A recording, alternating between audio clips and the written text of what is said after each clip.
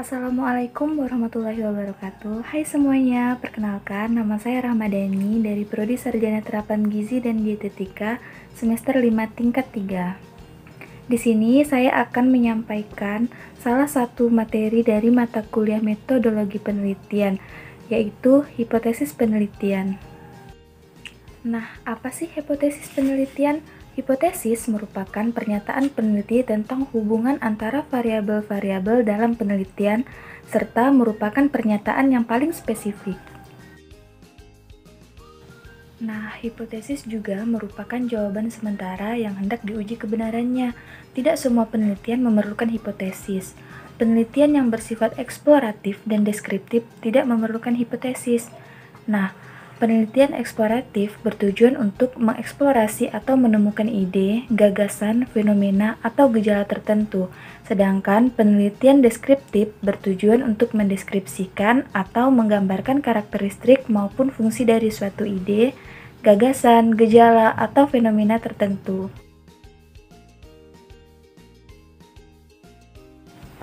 Nah, hipotesis penelitian juga memiliki beberapa manfaat. Yang pertama, dapat menjelaskan masalah penelitian, menjelaskan variabel-variabel yang akan diuji, pedoman untuk memiliki metode analisa data, dan dasar untuk membuat kesimpulan penelitian.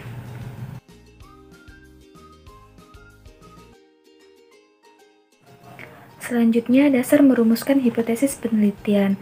Yang pertama, dapat berdasarkan pada teori. Yang kedua, dapat berdasarkan pada penelitian terdahulu. Yang ketiga, dapat berdasarkan pada penelitian pendahuluan. Dan yang keempat, dapat berdasarkan akal sehat peneliti itu sendiri.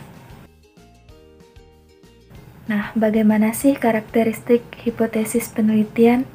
Yang pertama-tama, konsisten dengan penelitian sebelumnya. Dan yang kedua, penjelasan masuk akal dan dapat dimengerti dan mudah dipahami. Dan yang ketiga, perkiraan yang tepat dan terukur. Dan yang keempat, dapat diuji kebenarannya. Nah, konsep dasar perumusan hipotesis terdiri dari 6 langkah. Yang pertama, menentukan sumber masalah. Nah, menentukan sumber masalah itu bisa didapat dari kehidupan sehari-hari maupun teoritis. Nah, langkah selanjutnya, menentukan teori. Teori tersebut dapat diambil dari penelitian terdahulu, penelitian pendahuluan, maupun akal sehat penelitian itu sendiri. Yang ketiga, perumusan hipotesis. Dan yang keempat, instrumen penelitian, variabel, dan data. Selanjutnya, pengujian hipotesis itu sendiri. Dan yang terakhir, menyimpulkan dan implikasi. Jika terdapat implikasi atau suatu akibat, dapat dikembalikan lagi ke sumber masalah dan dapat dirumuskan ulang berdasarkan konsep yang telah disediakan. Pembagian hipotesis itu sendiri terbagi menjadi 3, yaitu hipotesis deskriptif, komparatif, maupun asosiatif.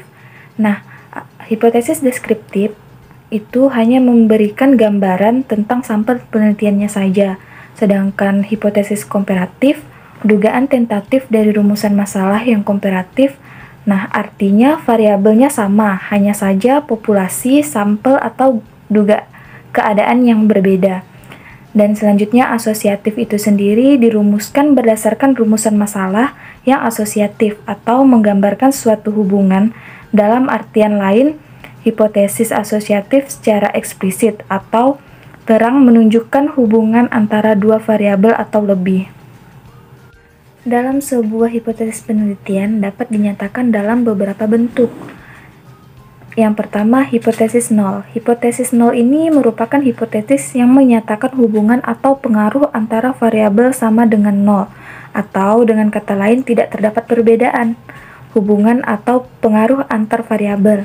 Yang kedua, ada hipotesis alternatif. Hipotesis alternatif ini merupakan hipotesis yang menyatakan adanya perbedaan hubungan atau pengaruh antar variabel tidak sama dengan nol, atau dengan kata lain terdapat perbedaan hubungan atau pengaruh antar variabel. Ciri-ciri hipotesis yang baik ada 3. Yang pertama, dinyatakan dalam kalimat yang tegas.